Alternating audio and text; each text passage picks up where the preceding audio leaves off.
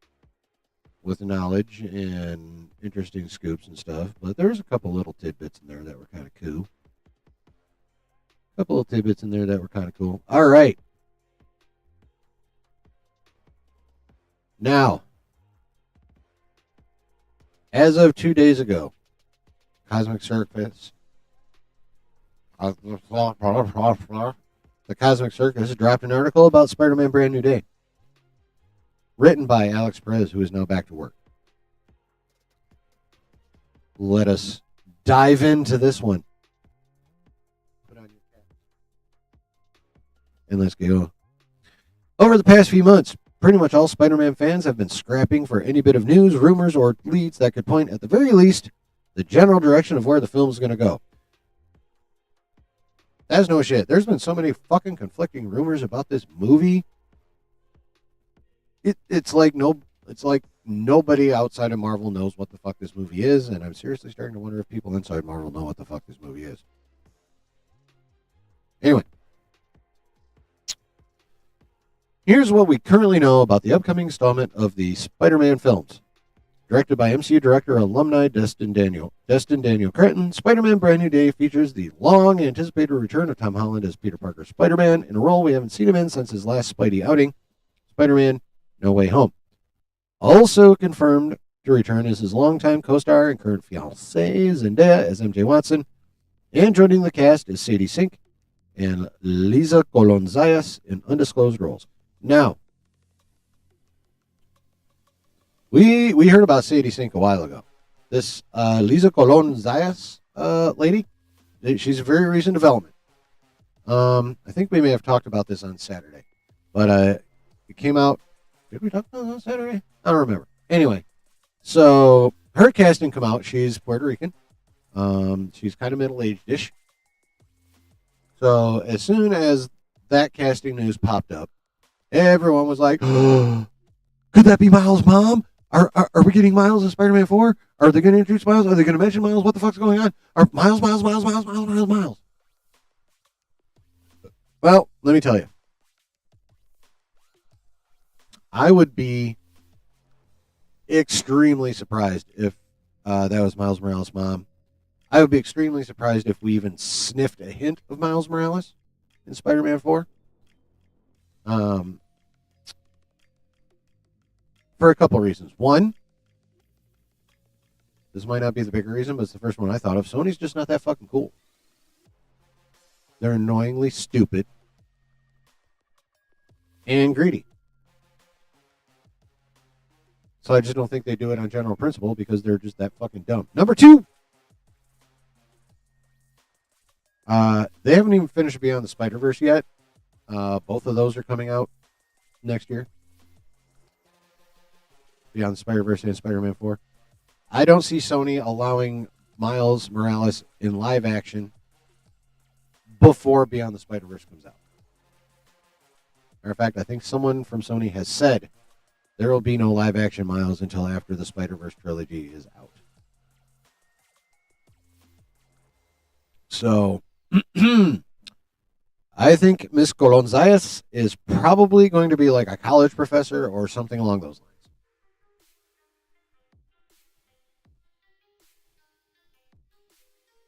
Spider-Verse comes out 2027. God damn it, you're right. Okay, so yeah. Yeah, I don't see us getting any live action Miles until maybe late 2027 if they're cool, but probably not till 2028 at the earliest. Same year Secret Wars. Okay, my bad. My B. But yeah, so I really doubt it. Now, would I be mad about it? Hell no. Would I think that'd be cool? Hell yes. I'm totally down for whenever they want to bring Miles into live action. Totally. I just don't see it happening in Spider-Man 4. I'm not even sure they would hint at it in Spider-Man 4. Now, technically, Miles ended up in the main Marvel universe during Secret Wars. Because he came from the Ultimate Universe, and it was the Ultimate Universe versus the main Marvel Universe. They were the last two universes, and time runs out. So, could they be introducing her to bring Miles in Secret Wars? Maybe. I'm not saying it's 100% impossible. I'm just saying it is really motherfucking unlikely. That's all I'm saying. Anywho. Aside from the officially confirmed title, director, and key cast members, Marvel Studios has kept most plot and production details for Spider-Man Brand New Day tightly under wraps. Yep. While information can evolve quickly during early development, our commitment remains the same: to report details that have been corroborated by multiple reliable sources. Recently, our team uncovered new insights from the film's pre-production phase, which may offer the clearest indication yet of where the story is headed. Recently, our sources were able to provide us with some key insight into the pre-production for the upcoming Spider-Man film, particularly around the research being conducted by the costuming department. According to these sources, the team has been researching Asian-inspired costuming, particularly looking into armor reminiscent of Japanese shinobi and samurai. The armor pieces in question harken back specifically to the late Sengoku period and the Edo period, 17th century of Japan. So we're talking designs based on Japanese armor from the 1600s. 400-year-old armor, folks. As inspiration.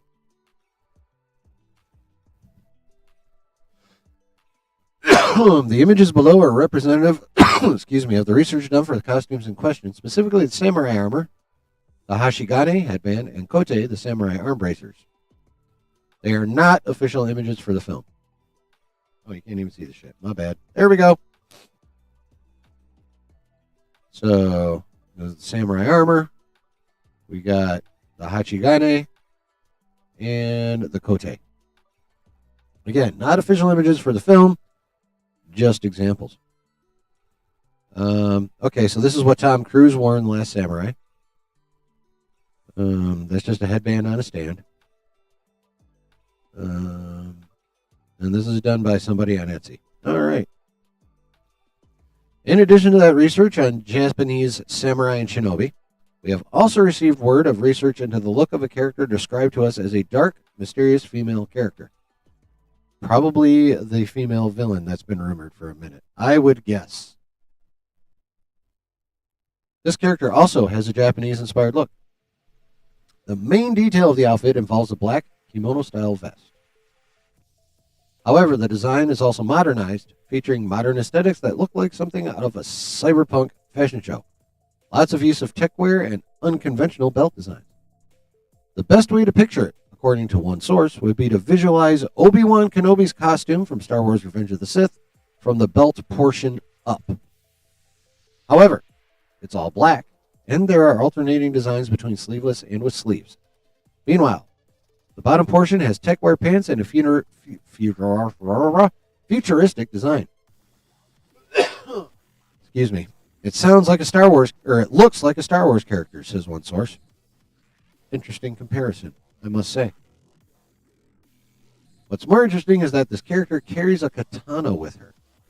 Again, images based below are representative of the research done for the mysterious female characters described as sources. They are not official images for the film.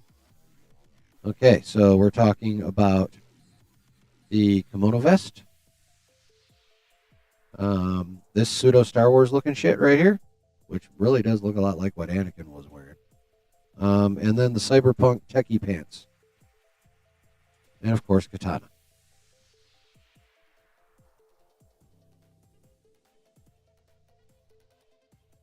Yeah, black kimono style vest. So yeah, that would be something like this or like this. And it did say from the belt up. So ignore this drapey shit.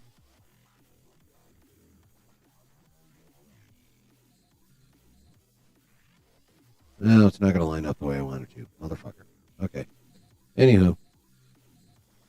Okay, yeah, there we go. Well, oh, God damn it. Anyway, you get it. Speculation. Here we go. This is the part of the article where we start to delve more into speculation on our part. This is where it gets... This is where the fun begins. Now it's easy to assume different possible characters that could fit the bill. The biggest name thrown around as of late as a rumor is Martin Lee, aka Mr. Negative.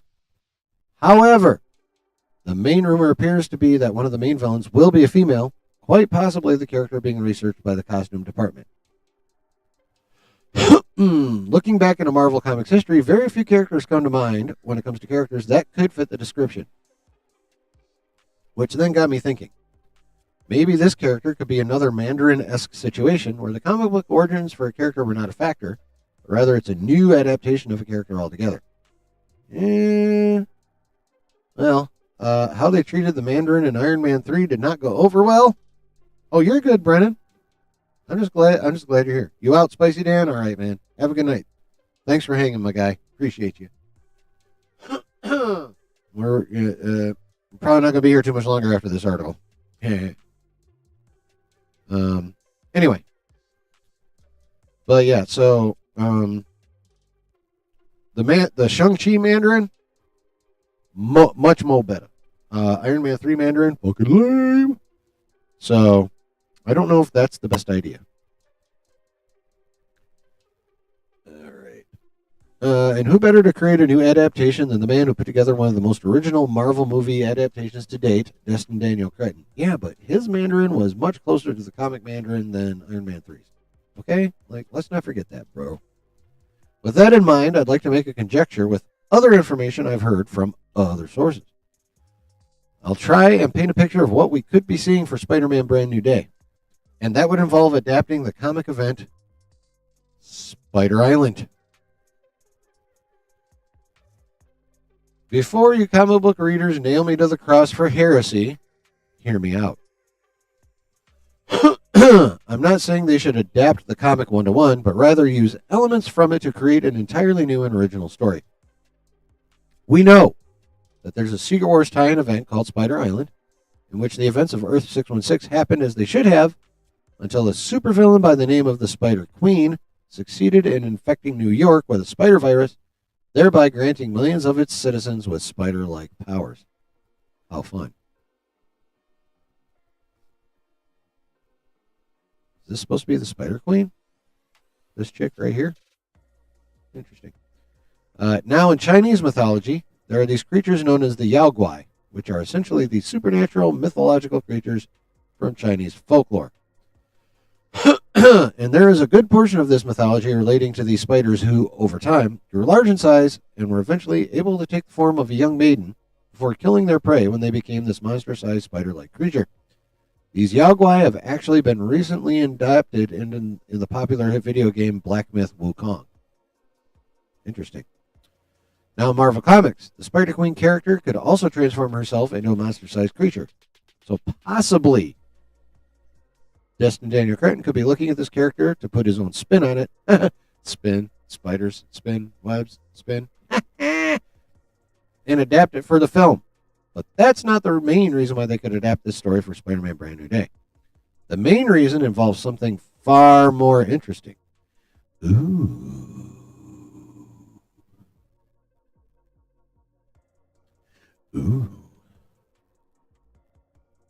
Right now, Spider-Man Brand New Day is scheduled to release on July 31st, 2026, just between Avengers Doomsday and Avengers Secret Wars.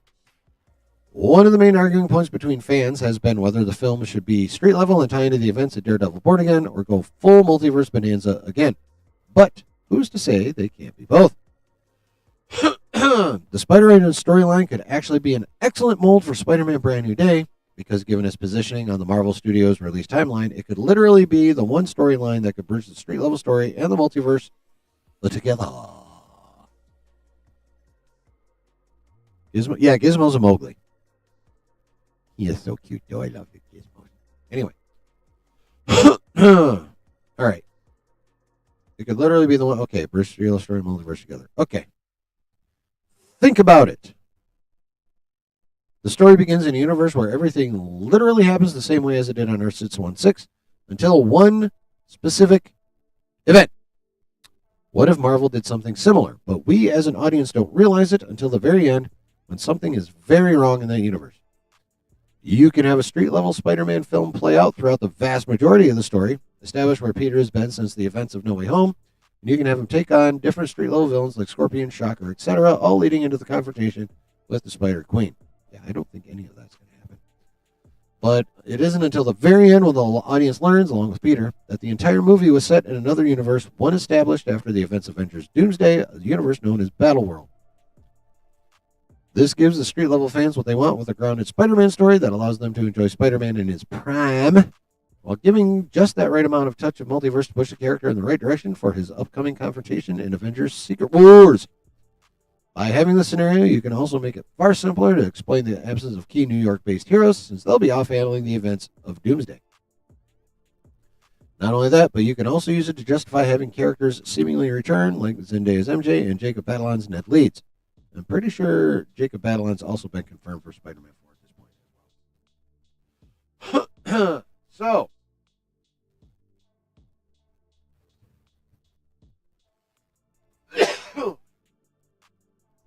that's some interesting conjecture right there. Excuse me, one moment.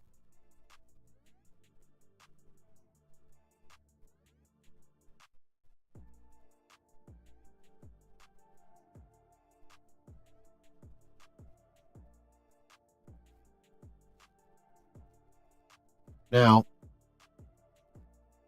the idea of Spider-Man 4 being mostly grounded until the very end is an idea that I know I've personally discussed here in the basement previous streams a while back when like we were getting fucking, it seemed like Spider-Man 4 rumor like every other fucking day. So I remember like, oh yay, we're finally, look, he's in a homemade spider suit at the end of No Way Home. We're gonna get a street level Spider-Man for Spider-Man 4. Yay! Nope, it's gonna be multiversal. Nope, it's gonna be street level. Nope, it's gonna be both. Fucking Sony and Marvel fighting over this fucking movie.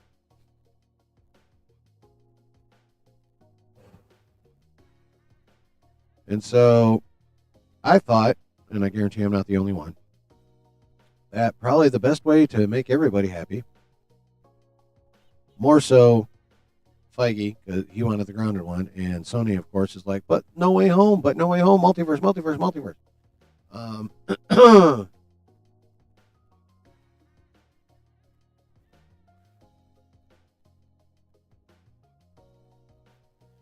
I thought, fuck it, write a story, make everybody happy, make it mostly grounded, and then slide in, start hinting around at multiverse shit, and then bring it in hard at the end. Call it a day. That's exactly what Alex is talking about here. Is have some street level shit happening, with some hints building up, and then go hard multiversal at the end.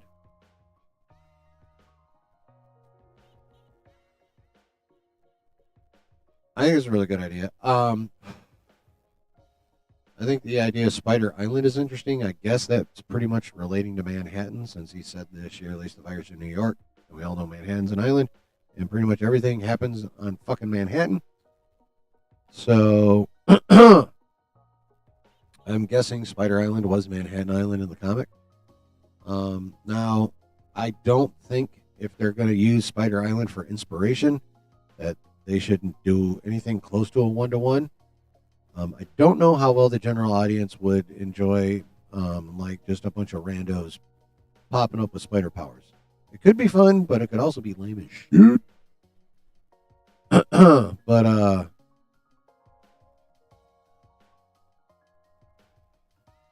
mean, the Spider Queen is an interesting idea, and the rumor is that one of, if not the main villain is going to be female. But if that is the case, I don't know what this look would have to do with the Spider Queen. I mean, I'm not saying it can't have anything to do with the Spider Queen. Just for me, it doesn't connect, is all I'm saying. That's it. The two do not mesh. I feel like the Spider Queen would have, not that look. That's the best way to put it. The costuming for the Spider Queen, I would never envision that. I would envision something that evoked webs or something along those lines. But yeah. So it's going to be interesting. I don't know about the Spider Queen specifically thing, but doing some sort of adaptation of Spider Island could be interesting. Starting street level, getting into multiversal halfway through. Yeah. I feel like... Alright, so here's how I feel like they could maybe do it, and in my opinion, probably should do it, but this is just me. Okay, so Act 1, hard street level. But at the very end, going into Act 2, we start to get baby hints of there's a little something more going on in a world. Just give us Black Cat. I mean, I'm fine with that. Excuse me. But yeah, like drop the first subtle hint right around when Act 1 is going into Act 2. And then throughout Act 2, you're still really keeping it street level. Like, you're still really leaning into street level. But more hints start getting sprinkled in throughout Act 2. And then going into Act 3, people start putting the hints together and figuring out something is really not fucking right around this bitch. And then maybe halfway through Act 3, multiversal shit then starts to pop the fuck off.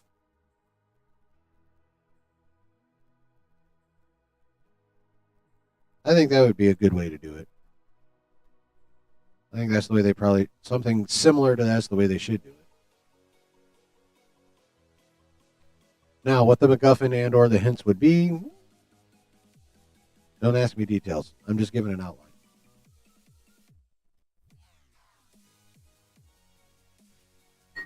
Sydney Sweeney as Black Cat is what most want. Well, Sydney Sweeney as just about any character is what most want.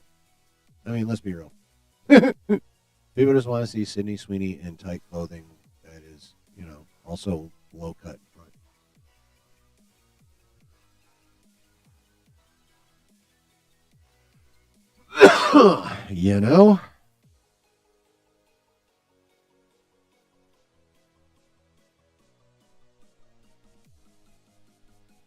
So, I mean, that'd be cool.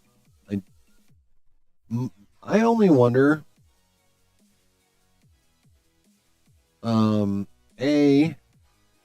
with it being titled Brand New Day, like, how much are they really going to adapt from that comic run? Because that particular comic run has absolutely jack shit to do with the Spider Queen or Spider Island. Just don't want Sadie as MJ too young. I don't think she's going to be Mary Jane or even a variant, although that's possible. I think people just got too fixated on the red hair. I think a lot of people, including myself initially, I was like, well, first when we heard that Marvel was courting her, we all thought she was going to be fucking Jean Grey anyway, and we're like, yeah. That is obviously not the case. She's in Spider-Man Brand New Day. Now, when that news came out, of course, everyone's like, is she going to be a variant of MJ? Will she be their daughter from the future? All kinds of speculation like that. But what a lot of people forgot, including myself for a while, God damn it, is that wigs exist.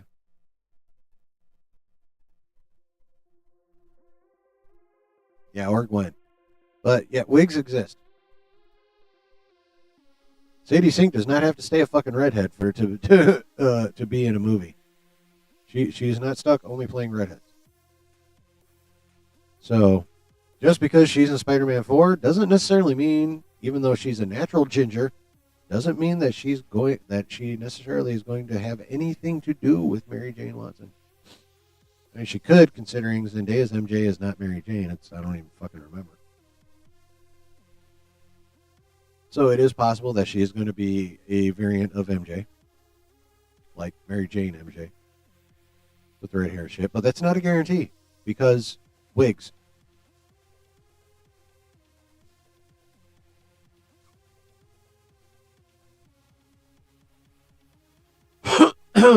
So, yeah, it's going to be interesting to see who the fuck she ends up being, honestly. What's their daughter's name? Mayday. Yeah, she could be Mayday Parker. Some people were putting that out there as a possibility, which would be interesting. As I recall, Mayday looks a lot like her mom. So, anywho, it's a little something solid about Spider-Man 4, finally. I mean, granted, again, the end of his article was pretty much all speculation. That was not him reporting any fucking thing. That whole last bit was speculation / opinion / theorizing / hypothesizing. Pick your word. But it's one of those things and not an actual report. The costuming was a report. Spider Island shit and Spider Queen and all that stuff, not a report. So, any final thoughts on that shit? Because if not, we won't get the fuck out of here. My throat's sore. It's getting late. I still have to fucking work tomorrow. It's about that time, chat. It's about that time. But, if, you know, I don't necessarily want to dip out like right this second. You know, if you all got some thoughts and shit you want to share, I am more than happy to discuss them with you for a few more minutes. Lay it on me, chat. What you got?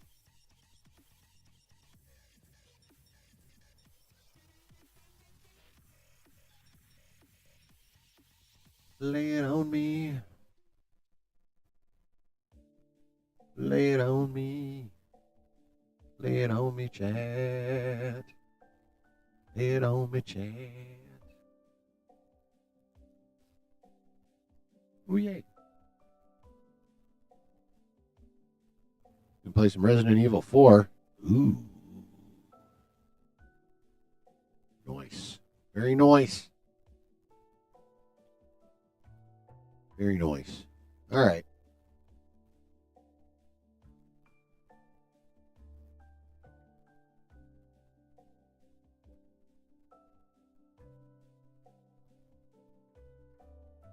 Nothing? Or die. Yes. Hair dye, also a possibility. Who would be good to play Spider Queen? What if they cast Anna de Armas for it? I mean, okay. I don't even care if Anna de Armas doesn't look anything like what the Spider Queen looks like in comics. It's fucking Anna de Armas. That's all I need. So, I'd be down for Anna de Armas Spider Queen. Got in late. Did you talk about the Superman and Ironheart trailers? Yes. Those are the first two things we talked about after the usual bullshitting around at the beginning. Yep. Start of the stream. Give me some replay watch hours, my guy. Check that shit out.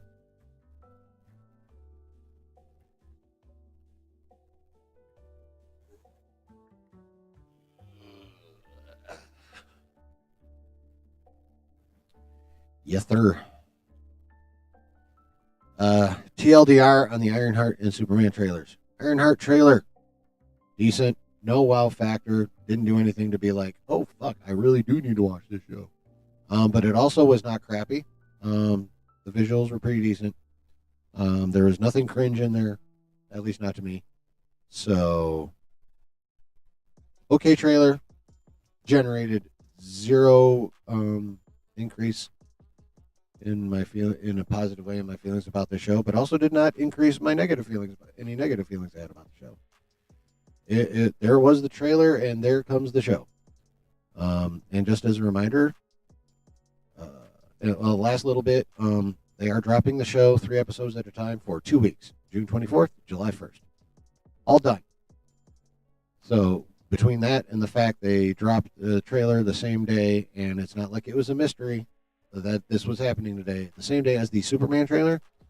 I don't think Marvel thinks highly of the show. I don't think Marvel thinks anyone's going to watch this show, or they would have dropped the trailer on a much less busy day, and they would be spreading out the release of the show. Now, as for Superman, kind of have a lot of the same thoughts, honestly. Really good trailer, better trailer than Ironheart. But I don't know. I felt Gunn in that trailer.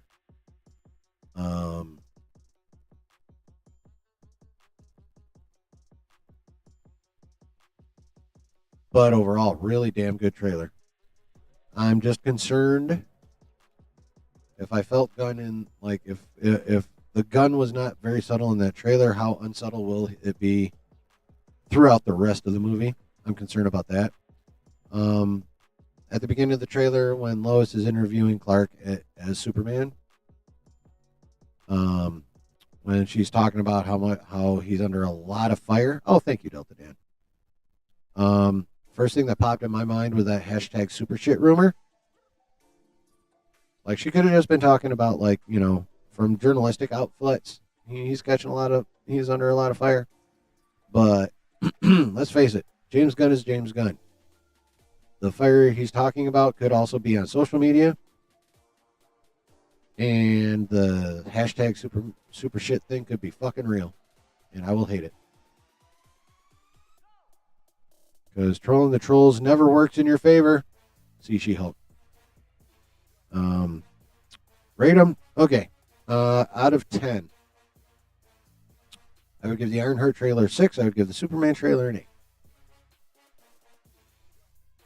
It's close to 9. Like, it looked really good. Like, we got to see the engineer in action. That was pretty cool. I can't remember what the character's called, but we got, like, the bronze something or other we got to see in action, although people are thinking it's probably Ultraman because of that beam that was coming out of him into the building. Yeah. No, the Superman trailer was a good trailer. I'm just, the amount of gun that gunned on this movie is got me a bit nervous. That's it. So that's the TLDR on those two. And yeah, for more details, go back to the beginning of the stream. Anyone who's interested that got here late, that missed it. So, all right, Chad, anything else? If not, I am definitely getting the fuck out of here because my throat hurts and I need to pee again. And I need to go to bed sometime in the near future.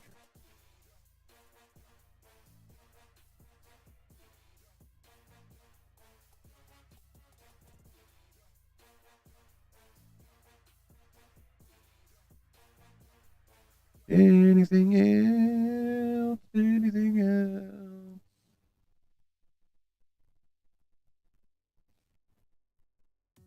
Alrighty then. Thank you everyone for being here. I really, really, really, really, really appreciate y'all. You guys are the bomb. Time is precious. And you choose to spend some of your precious time with me. So thank you. Thank you, thank you, thank you, thank you, thank you. Hope you have a good rest of your week. We will be right back here Saturday night. Ooh, actually, no. There will be no stream this Saturday. My son-in-law's brother is getting married. So I will be attending a wedding on Saturday. So no stream this Saturday. Maybe I'll get my lazy ass going and make a video for you guys at least to tide you over till next Wednesday. So, but we will be back here next Wednesday, 9 p.m. Eastern Standard, like usual. Normally I do also stream on Saturdays at 9 p.m. Eastern, but I have a wedding this week. So, almost forgot about that. Glad I remembered. All right, you guys have a good rest of your week. And,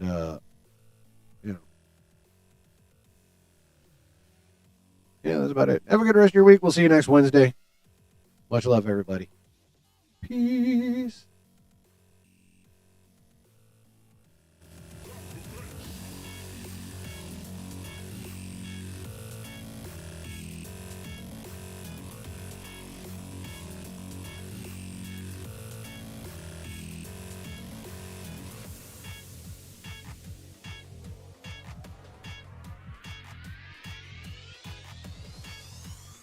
Well, chat, I know that wasn't much of a music break, but throat hurts, need to pee, tired. Slightly shorter post-credit. That's okay. I just gotta express my gratitude for y'all spending your precious time here. And say I love y'all, and I hope y'all have a good week. See you next week, 9 p.m. Much love. Later.